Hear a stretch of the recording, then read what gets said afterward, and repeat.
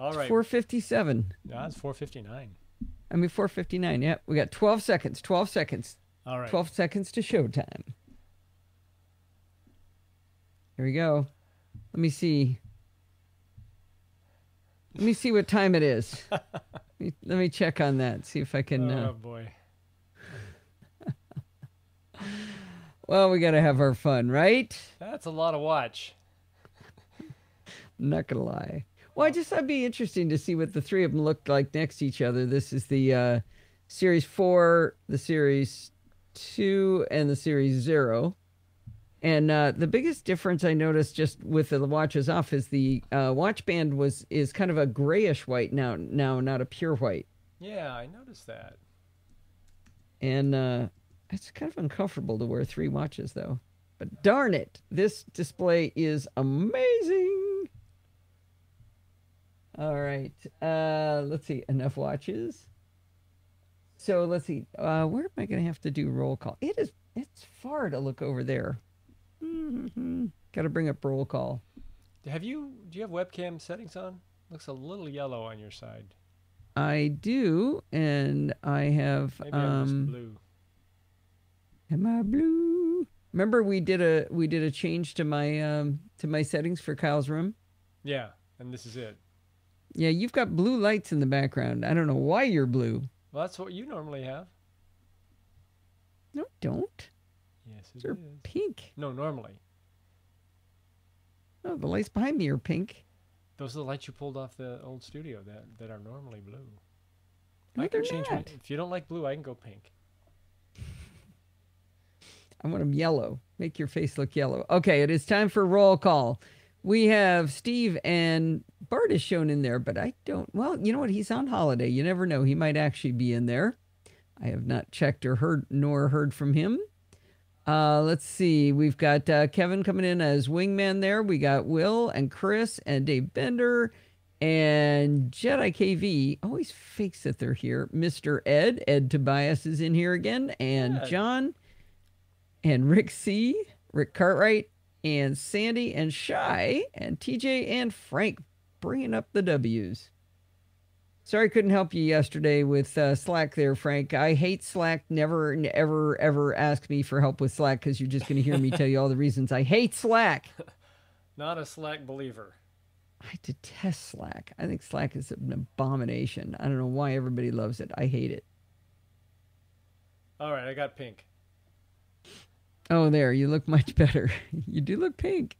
Oh, it's varying. It's winter. There. Oh, Rose just slid. I don't know. We took roll call already. 5:02. Yeah, she's got a pretty good attendance record, though. What do you think, Steve? Yeah, we'll let this one go. All right. Who's in Pismo Beach? All right. Let's see. Can you guys hear this? Hi, this is Allison Sheridan of the NosillaCast podcast, hosted at podfeet.com, a technology geek podcast with an ever so slight Apple bias. Today, all right. I figured out how to stop that doubling and yet record at the same time. I'm such an idiot. I had a different input set up that should work. Ooh. Your head is getting cut off a little bit. Oh my gosh, let's fix that. Not much. Now you have to fix the clock. Yeah. He just likes to play with the clock. That's all it is.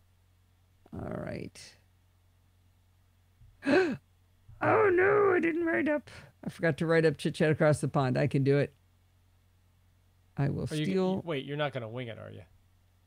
No. I'm going to steal some text from one episode, one thing, and put it in another one.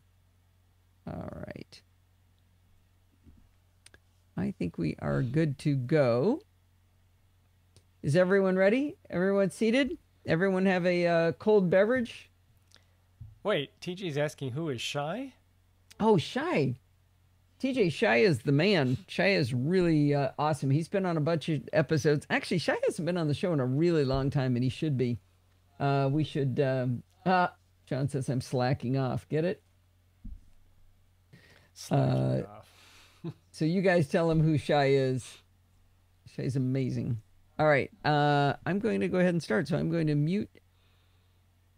Oh, come on. Really? It wants me to save? Let's see. Yep. There we go. Okay. All right. Here we go. Muting Steve. Goodbye.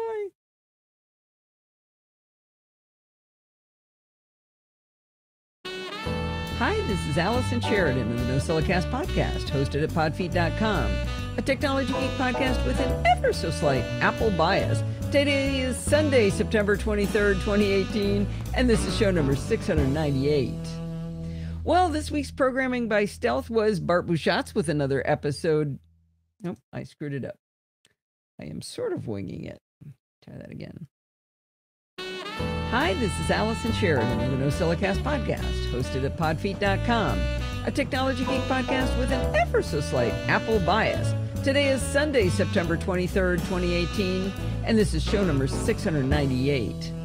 Well, this week's Chit Chat Across the Pond is another episode of Programming by Stealth with Bart Bouchatz, and we spent a fair amount of time going over the homework challenge from PBS 62. The nuances combined with some refresher on how the pieces fit together was something I really needed, so I hope I wasn't alone because I asked a lot of questions in the homework explanation. The new part of the episode is dedicated to the all-important bootstrap button. We'll learn how to turn things into buttons and why you might want to turn things into buttons, and we'll learn how to make button toolbars, which are really slick and pretty. We don't have new homework for this week, but if you're like me, you actually still need time to properly finish last week's homework, so that was okay with me. All right. That is our intro. Was there something that you meant to show at the beginning? Oh, my gosh, there was. Just a minute. Because people have been commenting about a sausage grinder. So, I complain a couple of... I'm not faking. This thing weighs like... We should weigh it, Steve. This thing weighs a lot. This is really, really heavy. This is the sausage... Okay, I'm not getting on the scale. Steve's going to weigh it. Will it weigh by itself? Actually, it weighs enough that it probably could be weighed. This is going to mess up our smart scale, though, Steve. Hang on. This is exciting. Okay. We're going to weigh Steve with and without. Oh. No, not enough by itself, but no, now get on holding it. Don't say the number. Okay. That's like 7 pounds. 7 pounds, okay? This weighs 7 pounds, and I complained about this. Kevin sent this lovely gift. So this week in the mail, he sent me this. Which is plastic, not wrought iron. So, technically, wait a minute. Kevin was gone. He just wrote okay back. We just weighed the scale, Kevin. It weighs 7 pounds. We weighed the sausage grinder. The sausage grinder. I'm sorry, we didn't weigh the scale. Boy, I'm messing everything up. So technically that isn't a sausage grinder, but it's close enough. But it's got a little suction cup so I can stick it to my desk. But we will be putting it in the window in the future episodes. But we wanted to make sure we properly thanked Kevin for making sure that I have a lighter one that we can move around. This will be our mobile unit. The mobile grinder. All right. Thank you, Kevin. Thank you, nice. Kevin, you ridiculous man. Okay, what's first? This one. And we go here. And I think I should... What? It gets meaty? It grinds meaty? What does that mean?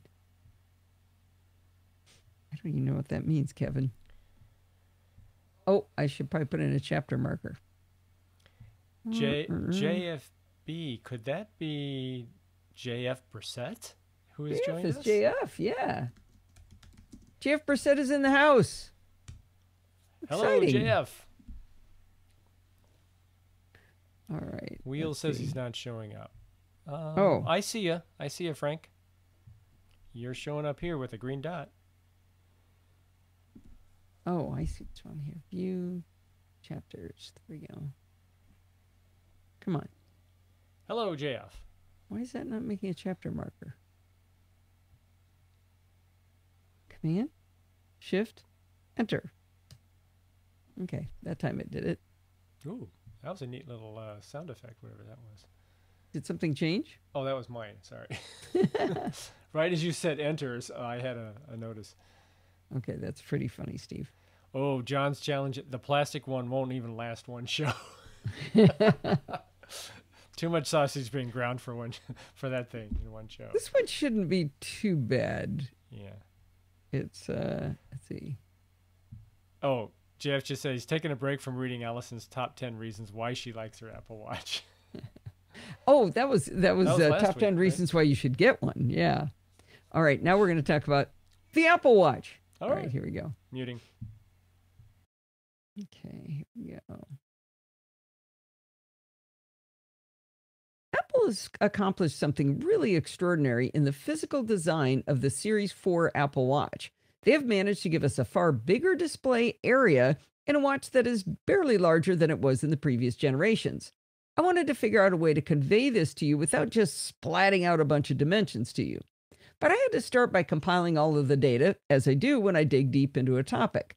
I found two useful definitive sources from Apple. The first is at support.apple.com and then /spec/Apple Watch. This tool gives you almost every spec I needed, with height and width and thickness and weight for each version of the Apple Watch that has ever come out, but it was missing one important spec. This page doesn't show the display area for the different versions. For the display area comparisons, I went to apple.com/watch/compare. Between these two links and a lot of opening of separate tabs and scrolling around, I was able to make a spreadsheet comparing all of the measurements I found relevant and comparing the new Apple Watch 4 to the older Series 2 and 3. Armed with the specs, I could calculate even more data. I had the width, height, and thickness of all of the watches, so of course I could calculate volume. I had the pixel width and height, so how about the number of pixels? Ooh, with the total number of pixels in the total pixel area, I can calculate the pixel density. And then there's the weight. I wanted to compare apples to apples, literally, and I didn't want to have to figure out every single comparison. So I stuck with the aluminum GPS version of the Apple Watch for all of my comparisons. Obviously, stainless would weigh significantly more, and it turns out having cellular in some models does increase the weight a smidge, so I did not take that into account.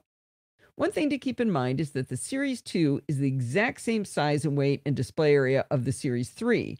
So if you have a Series 2, as you listen to me describe the differences to the Series 4, the comparison applies to your watch as well. Now, I could take all of those stats and start to calculate the percentage differences between the models for every single measurement. I bet a bunch of you are really hoping I'm going to list them all off for you now, right? Well, it occurred to me that I needed a little bit better way to tell the story. Let's say you already have the bigger Apple Watch Series 3, which is 42 millimeters tall. You heard on the keynote that the new one is bigger. It's referred to as 44 millimeters. The question I sought to answer for you was, how much bigger would that feel, and what would you gain for that bigger size, going from 42 millimeter up to 44? This year's Big Apple Watch is only 4% wider and 4% taller, but it's actually 6% thinner. So if you look at the total volume, it's only 1% larger than the older Big Watch. For that tiny percentage increase in physical size, you get 32% more display area. There is one more cost, though. The 44 millimeter Apple Watch Series 4 weighs 14% more than last year's 42 millimeter Series 3. So you get a huge increase in display area with a very minor increase in physical size, but possibly a noticeable increase in the weight. But what about the little watch people? Let's do the same comparisons. The differences in physical dimensions on the smaller watch is even less noticeable. The 40 millimeter Series 4 is only 2% wider and 4% taller than last year's Series 3, but it's 6% thinner. That makes the overall volume of the new smaller watch is actually 1% smaller than it used to be. I have the 38 millimeter Apple Watch, and I've always said that the one thing I did want was thinner, so that sounded great to me. The Series 4 smaller watch does gain weight. In fact, it packs on 13% more weight than the Series 3. However, the new watch packs in a display area that is 35% larger. Now, I just finished saying the one thing I wanted was thinner, but I lied. I wanted two things. I wanted thinner and I wanted a bigger display. But I'd never thought to ask for both at the same time. I thought I'd have to bump up to the big girl watch size to get that bigger display. With all of these great metrics running around, there has to be someone in the audience who did go for the larger Apple Watch originally and is now wondering, what would I lose if I went down to the smaller watch size? Like maybe they went to the The bigger watch size because they wanted that bigger display. But now that the little watch has a bigger display, what would that feel like to them? Well, I ran those numbers too. The comparison I did was the Series 4 40 millimeter Apple Watch versus the Series 3 42 millimeter Apple Watch. So that's the small new one compared to the big older one. This will, if you do that change, it'll be a huge drop in volume, as the new, smaller watch will be 7% narrower, 6% shorter, and 6% thinner for a total volume drop of 17%, and you would get a 7% drop in weight. So again, you're going from the big watch last year to the small watch this year. But get this, you don't lose anything in the display area. In fact, you get 2% more, even though the Series 4 40 millimeter is so much smaller. How cool is that? My friend Pat did that change, and she's really, really happy. Now, while I'm a data nerd and all these numbers make me feel all warm and fuzzy, I realize that some people work better with pictures. I decided to graph some of what I just told you. I struggled with how to make it tell a story and not be all boring, like the numbers were already. People love to make 3D bar graphs, but you actually lose information if you try to make them pretty that way. It's really hard to see which bar is actually higher when they're kind of slanted in that 3D mode like that. Well, about 100 years ago, when I was working, I came out with a style of graph that looks 3D without making it more confusing. Here's the trick. Create a standard boring bar chart. So you've just got, rectangles that are all the same color. Now, select your bars and change the fill from that solid to a gradient. Set it to a linear gradient with the angle of 180 degrees.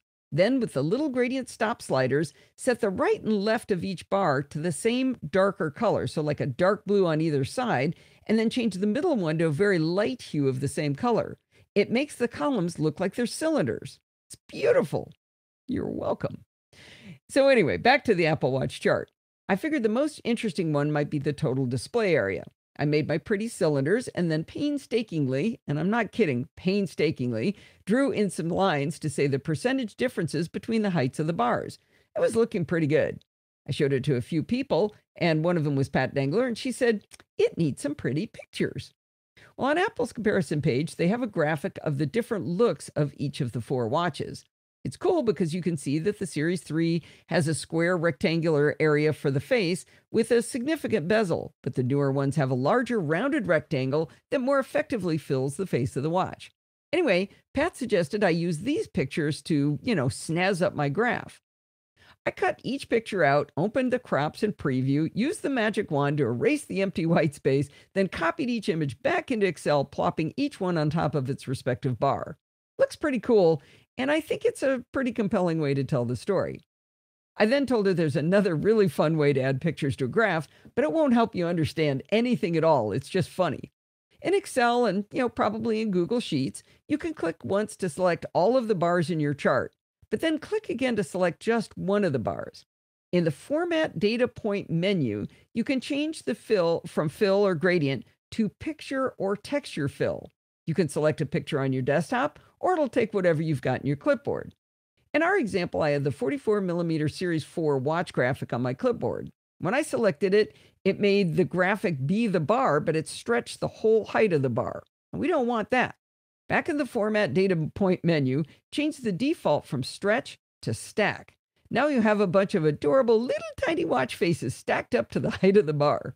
Like I said, it's really hard to gain any knowledge from this graph, but it's cute. I used to make these at work when I felt like irritating my boss. They'd ask me to make the 278th revision of my budget chart, so I'd make them with giant dollar symbols stacked up. They didn't think it was as funny as I did. They had no sense of humor at all. Well, anyway, then I started playing around with how to show the case dimensions in a pretty graph. I didn't want to make 4 comparison charts for height, width, thickness, and weight, so I combined them into one graph. That took a bit of trickery, though. You notice I said 3 dimensions in space, and the 4th one was actually weight. Well, the first, let's see. So I had the first ones were in millimeters, and the weight was in grams. I figured out that Excel would happily plot the 4 data points for weight as though they were millimeters. But the reason for that is because when I entered the weight data, I created a custom format that said 0.0 quote G. But Excel ignores that and happily plots it along with the other linear dimensions. But here's the cool part. I can turn on the data labels for just the weight bars, and it looks perfectly reasonable. Anyway, you can see the picture in the show notes, and it does look pretty cool. I'm not sure that's the best chart of the bunch. I like the raw numbers better, especially with the percentages, but if you're visual, it's not bad. But then I had another idea for a visual effect. You may remember a blog post I just did last month entitled Freemium Archisketch Helped Me Rearrange the Room of Crap. Well, Archisketch lets you do scale drawing, so I thought I'd see if drawing the watches would help. I wasn't skilled enough to draw the real watches, and I was pretty tired of making pictures. Instead, I just drew rounded rectangles for the outside of the watches. But then I got the idea to plop the two new watches on top of the older models. So all you see is two rounded rectangles on the left for the two big watches, the Series 3 on top of the Series 4, and the two little watches, actually, I think I have that backwards. It's the Series 4 on top of the Series 3 because it's smaller, and the two little watches, again, with the 4 on top of the 3. As simple as this diagram is, I think it's actually the most compelling imagery of everything I did. Why is that? Because the Series 4 watches, which sound so much bigger... Oh, I'm going to back up. I did have it correct the first time. Steve, What? can you look for the word snap? And that should be snaz or snazzy or something like that. Okay. But then I got the idea to plop the... I forget where it was. Series 4 watch, right? Yeah. But I remember seeing the word snap, and I think it was supposed to be like add snaz to the graph. So replace snap with snaz, right? Yeah, snaz or snazzy. See, whatever the tense is correct. Okay, I'm muting you. Thank you.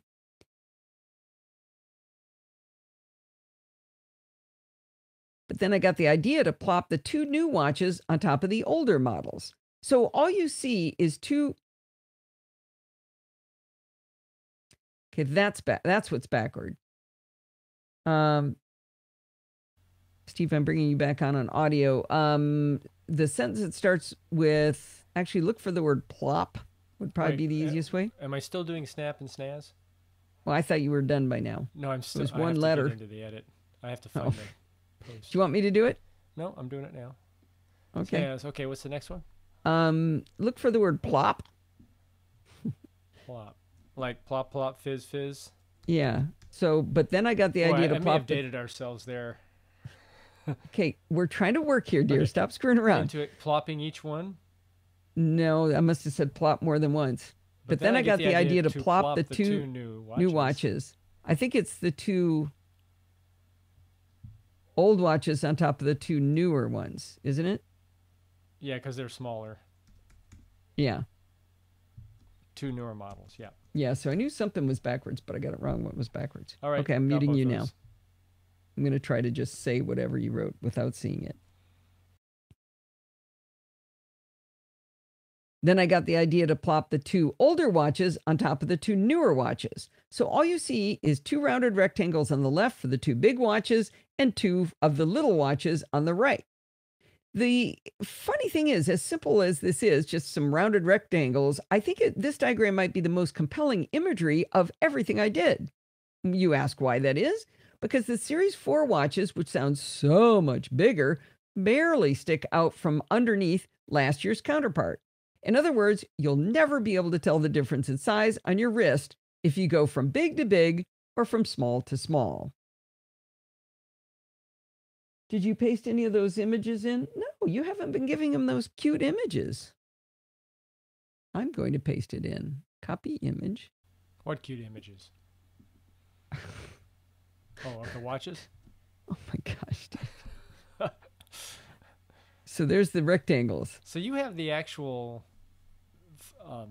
photos. I don't have. I'm looking at the blog post.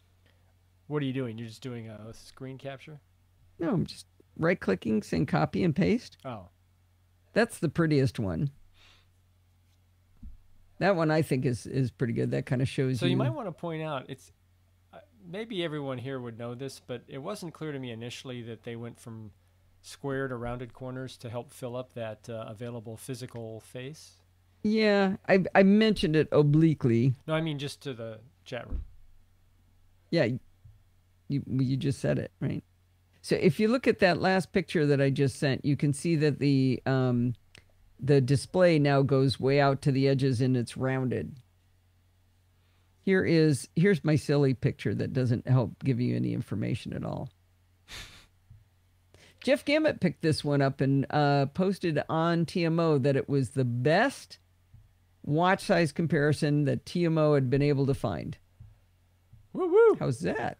Yeah, I saw quite a spike in my traffic on that one. Okay, so this next one is Frank how not to buy new Apple Watch products. Well, I should probably do a... Oh, Frank likes the 44, huh? He does. So does Rick.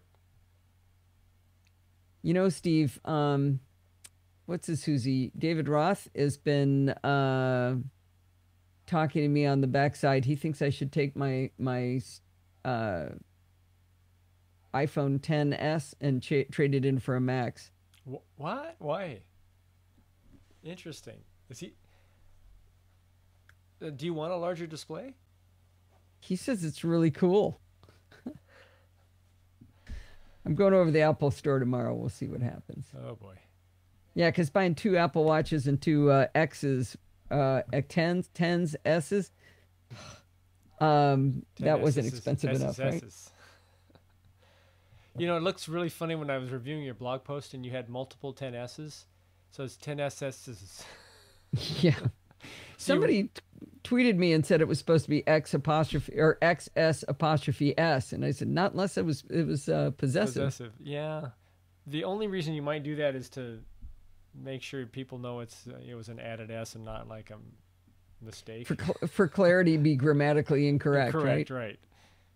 So, so how long do you have to trade in the phone without penalty? 14 days. All right. By the way, this is the kind of quality you get from Apple products. Give them a break. How old is that? It's not it's just a year. I bought this new with this phone. Yeah, mine's going too. And that's not I mean, there's a chunk missing out down here. It's ridiculous for $49. Yeah. Anyway. All right. I got a chapter marker in. I don't know if anybody remembered. Anyone want to buy me a Christmas gift? Shy, where have you been? All right, I'm muting Steve.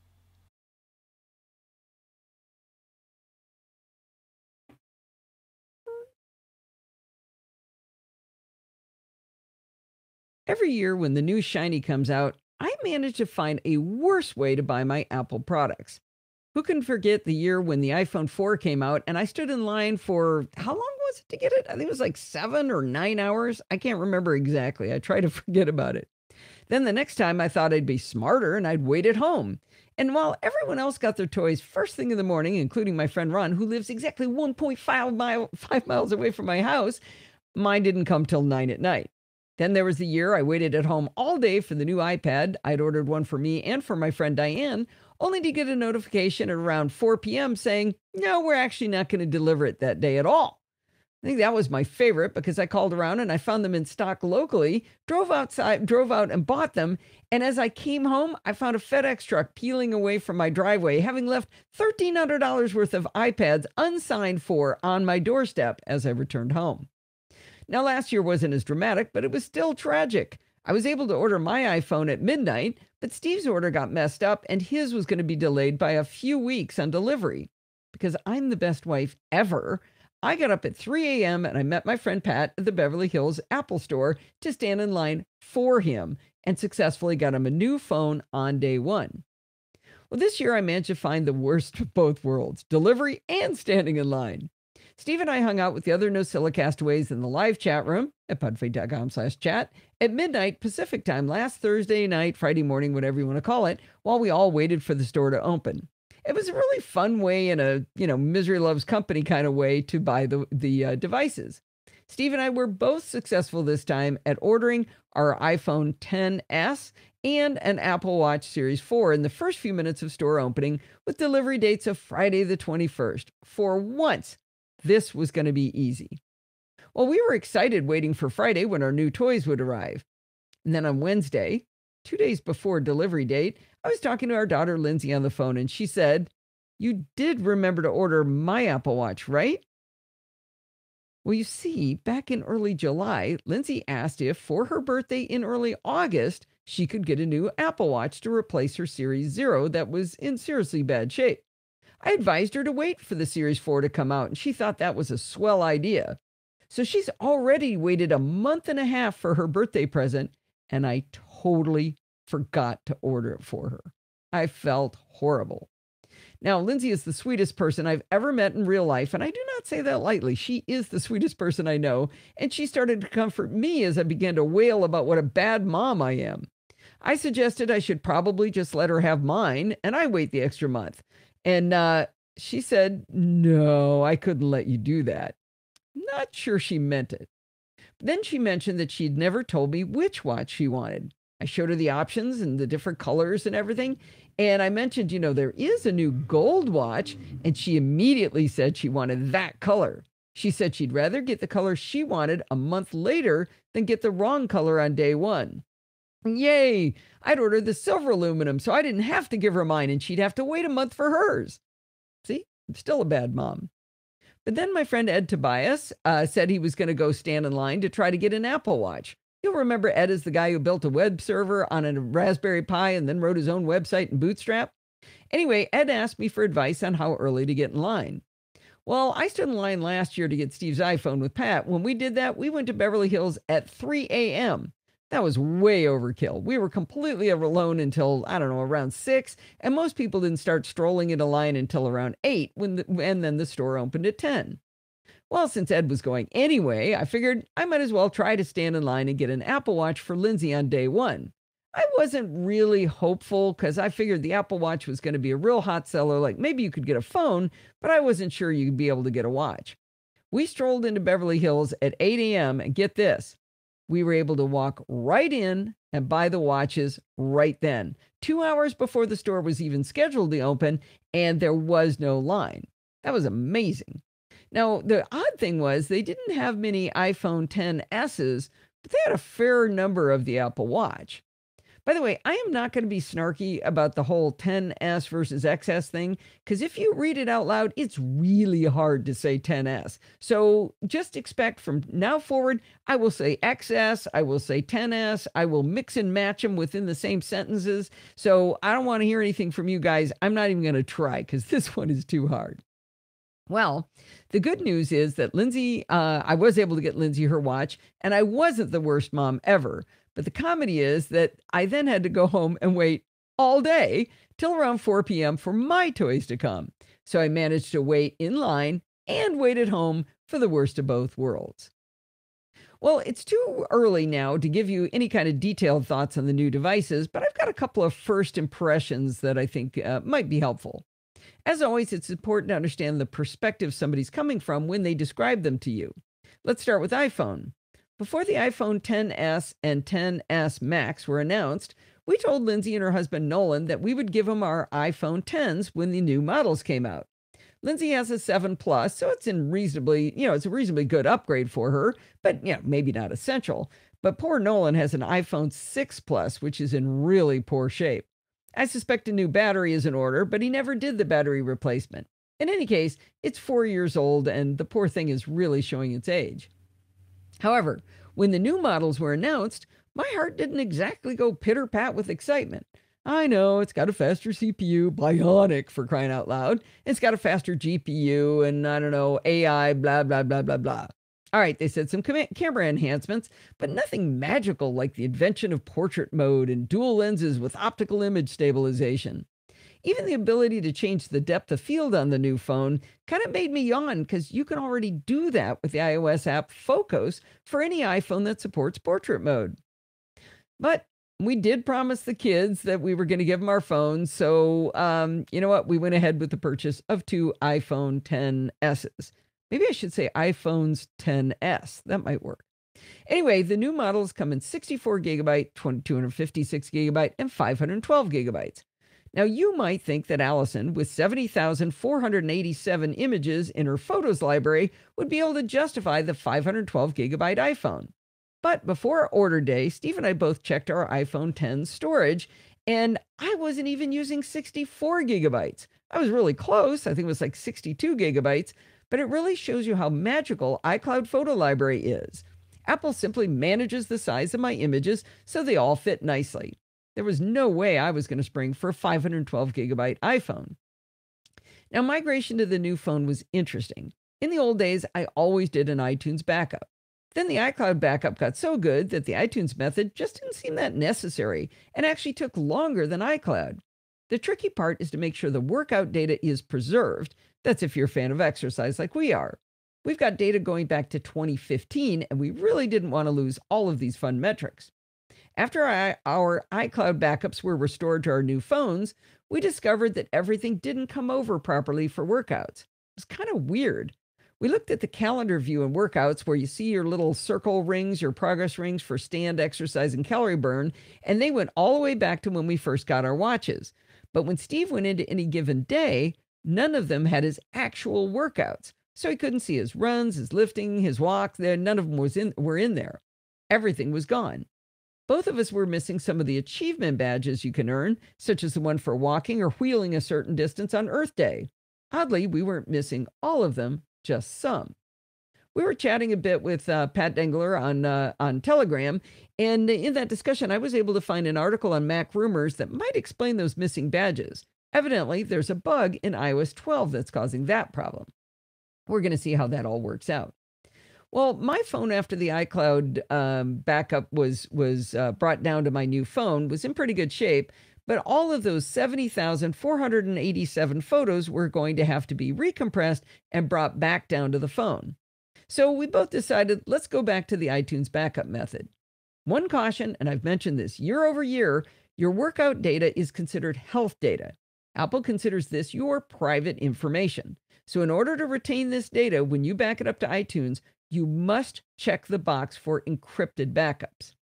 So we backed up our old phones to iTunes. We unpaired our new watches from the new phones. We removed the new phones from Find My iPhone. We logged out of iCloud. We reset the new phones to factory settings. Then we plugged the new phones into our computers and restored them from their iTunes backups. The good news is that all of this worked. We got all of our workouts and my photos were all there in a much shorter time than it was going to take via downloading from the cloud. I have to tell you though, right now it says it's now uploading all those to the cloud, but at least I can see them on my phone. Anyway, we got a few more badges back too, and the rest will probably come along with an iOS update. I did take some photos to compare the iPhone 10 to the 10s, and I've got some opinions, but I'm going to save that till next week when I can take the time to really explain what I've learned. The one problem with restoring a backup, though, is that your new phone might not seem that much different. The iPhone 10 was a huge jump from the iPhone. What did I have? I had a 7 Plus.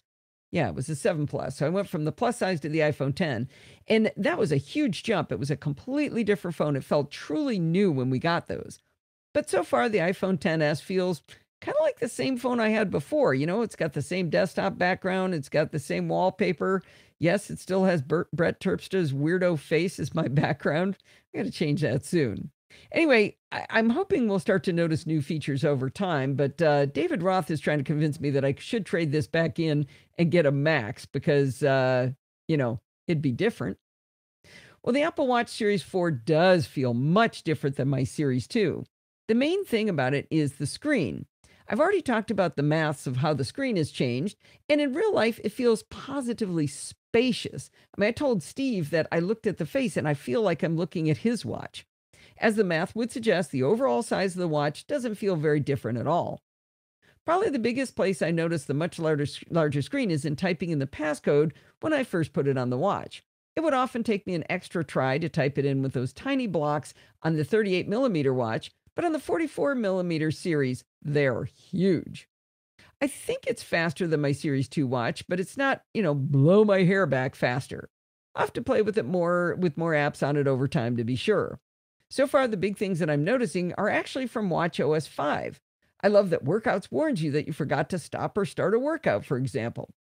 I know this is weak sauce in terms of my normal depth of review, but I promise to give you more info about it over time. Heck, I think it's possible you can find other people talking about these new toys, right? Well, who might that be? Not stopping. Uh-oh, you might have recorded me then. No, you don't record me. No, that's weird. Wasn't stopping with the space bar. Who might that be? Everybody on the internet. Exactly. Right. Oh, come on. Discord shut down for me there. All right. Have I missed anything? Um, Oh, Sandy, did you get your husband a Max? Yeah, Rick, the Smart HDR is pretty good. It's well, the I silhouette thing. Give him that analogy, or did you say that in your well, post? someone else said that. I'm not sure I've completely experienced that, but yeah, I sent Rick a couple of pictures of the HDR mode. Have Where's you the saved example? recently? Kevin is getting antsy. Oh, I don't think so. And maybe Okay, a chapter save. mark? I might do one in a minute. Where's the oh, I thought iPhones compared. No, he didn't. He's getting the XR. Will be getting the XR. Ah, okay. Here's probably let me show you guys this. This is probably the most single dramatic. Your files are too powerful. Oh. Jeez. Yeah, It's if too big. they're over. Yeah, right. I mean, this is a huge image because it's a screenshot taken on my what do you call this? Phone. No, my 5K display. So here you go. You did an image capture off that? Yeah, here I'll paste it in this there. So that's a pretty good comparison of the 10 versus the 10s and the dynamic range you can get with it. Does the 10R have the dynamic HDR? Yeah, the XR is a crazy good phone. So the 10s is on the right. Correct. So, I mean, if you have a 10, I don't think you would ever look at that photo on the left and say, well, that's a terrible photo. But it could be better is what I would say. So, but we will get into those details next time. All right. I saw some Markdown showing. Why is the Markdown showing?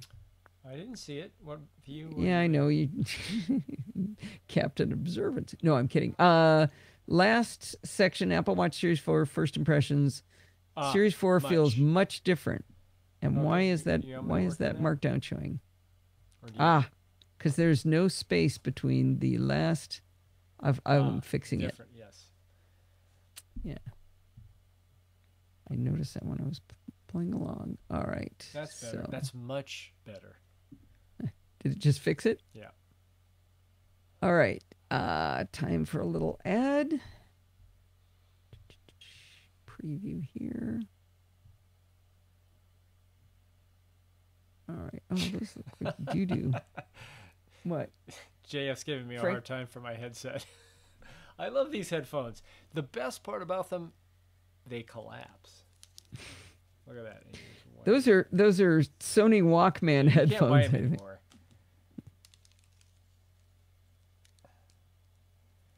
Very portable. Oh, funny. Sweet looking headset. And I don't get my ears all warm.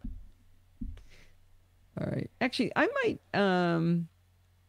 might actually do a chapter mark for this because I tell you a bunch of good links. Amazon for cases and watch bands. And I'm going to do this one, maybe this one. There you go. Okay. Oh, let me move that over there. Come on. Oh. That's fine. All right. Muting Steve.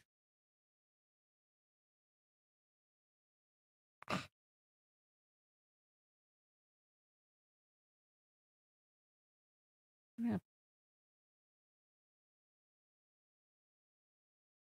Try that again. As you're playing with your new Apple toys, or if you've got older Apple toys and you just want to dress them up to feel like new, perhaps instead of paying the Apple tax, you might want to check out all of the iPhone cases over on Amazon.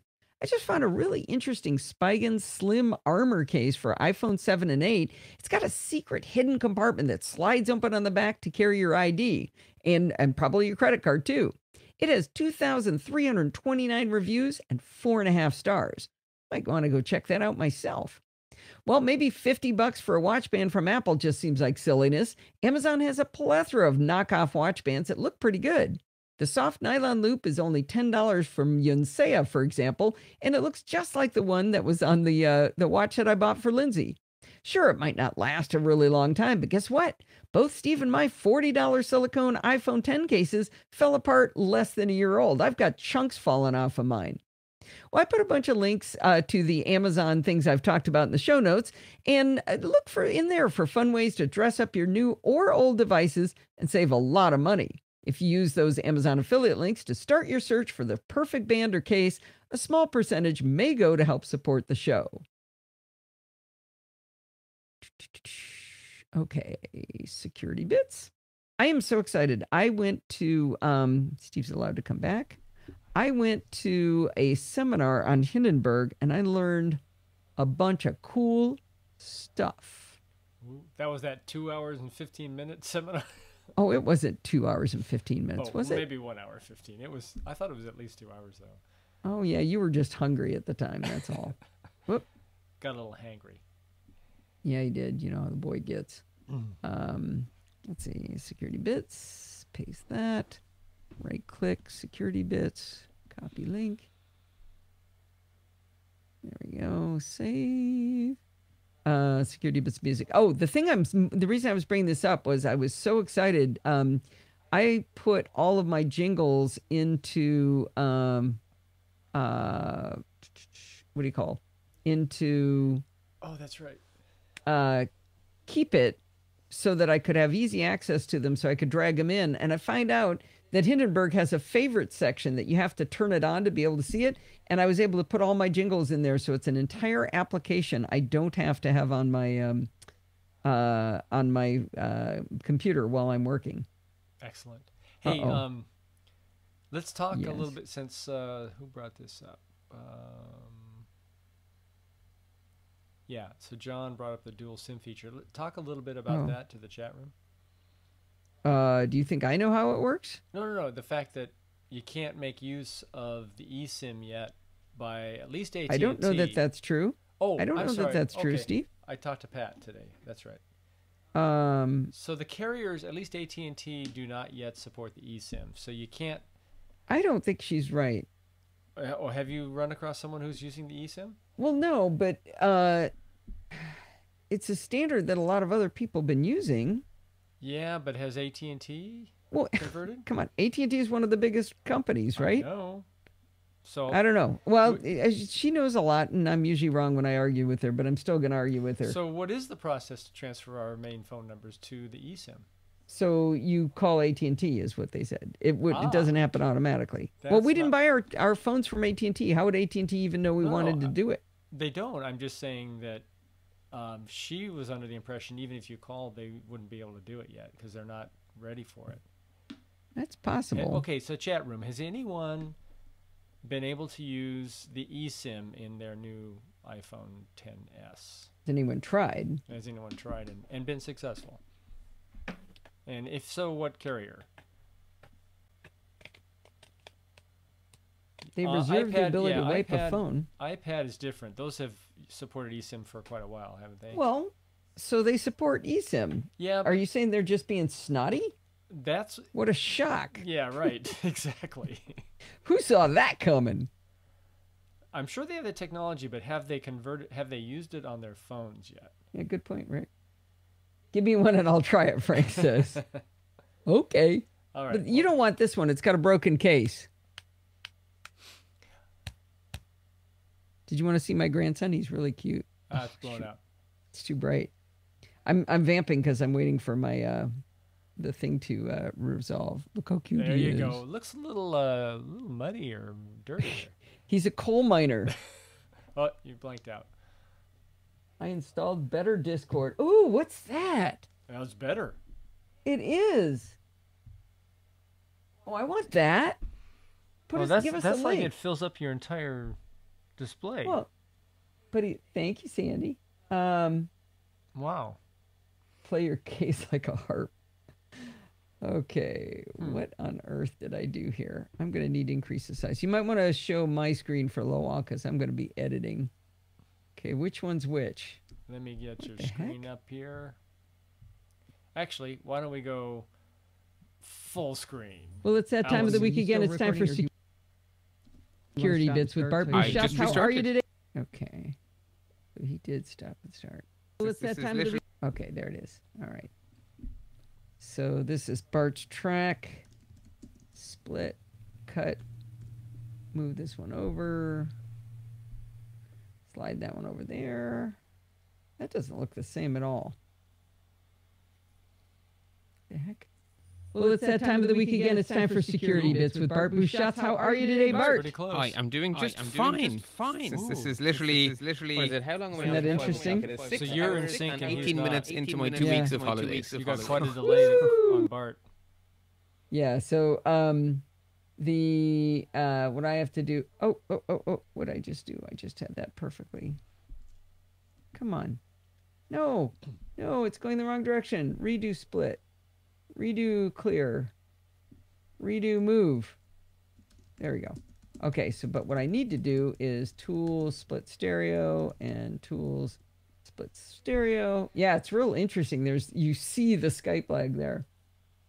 Yeah, that was more than just 100 milliseconds for sure. But you're impressed that I nailed it, aren't you? Yeah, your voice at least. Garbage in, garbage out. The Better Discord, is that a Mac app, TJ? It looks like it is because he Cool. was showing it on a Mac display. Yeah. I need that. He gave you the link. Oh, he did? Link's right there. Oh, I'm not showing it. I'm sorry, I'm not showing it. BetterDiscord.net. Okay. So let's see. I want to get Flash rid of on. me on that one, and Bart on that one, and then let's hear how that sounds. Well, it's that time of the week again. It's time for security bits with Bart Bouchot. How are you today, Bart? Hi, I'm doing just fine. Since this is literally, what is it? How long am I after 5 o'clock? It is 6 hours and 18 minutes into my 2 weeks of holidays. So, Woo! yay. Finally, this is the most deserved holiday I've heard of in a long time for anybody. And the most postponed. I didn't catch that he's that it was 2 weeks. I didn't even listen to him. Did he have a dog in the background? I heard a collar shaking. Did you? Yeah. I didn't hear it. Maybe it was Tesla. And Tessa did not have her collar on when I was recording. All right. He didn't get Does she it have it on now? did he? No, she's broken on the ground. She does this thing where she puts her head backwards. I'm Yeah. going to show you guys. Her This legs is- are one direction. Let's see. Let me bring up. Let me No. take Oh. you off the full screen. Yeah, legs go one way and the head goes the other. It just doesn't look comfortable. We call it broken dog. All right, let's Maybe hear it's a this yoga sound. pose. It's not downward dog. It's twisted dog. I guess the question would be, TJ, can you undo those Support mods? the show.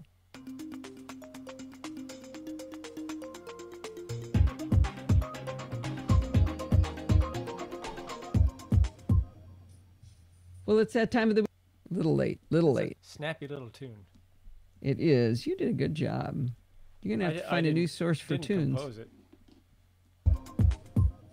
Well, it's that time of the week again. It's time for security. There we go. Oh, I haven't saved in a while. Oh. All right. And let's take a look at the end and see how much it drifted. This time you get to do it all with Mojave as well. Yay. All right. Bye-bye. Bye. I think what happened? Where's say patch and say secure? Yeah, I'm not sure. It's different. I like it though. It's cool. I like good stories. Okay. I just noticed my voice is getting all scratchy and sore, so I guess it's about time I stopped talking. It sounds good. This was good, Bart. Really enjoyed it as always. Excellent. Well, until next time, stay patched, stay secure, and don't forget to install that iOS 12 goodness and everything. And coming in just a few days' time, you get to do it all with Mojave as well. Yay. All right. Bye-bye. Bye. I can tell you what he's going to do on holiday. He is going to make a new version of XK Pass WD in Bootstrap. So it takes someone from Ireland to pronounce Mojave correctly. You're saying you like his Mojave? He says it better than many of the other folks I've heard. Yeah. All right, so I need to go back to recording, and we're almost done. Ooh, we're gonna get you guys out on time today. On time, yes. I'm hungry. Uh-oh. But you broke your race maker. Yeah. Poor Steve. All right, here we go. Muting Steve. Well, that's going to wind us up for this week. Do not forget to send in your dumb questions, comments, and suggestions. Haven't had a good dumb question since I answered Linda's. Anyway, you can send those in to me at allison@podfeet.com. If you want to follow me on Twitter, you should check out @podfeet. Remember, everything good starts with podfeet.com. If you want to support the show on Patreon, podfeet.com/Patreon. If you want to join our Facebook group, podfeet.com/Facebook. There's some trick questions to get in, so you got to get through Steve the Gatekeeper to get into there.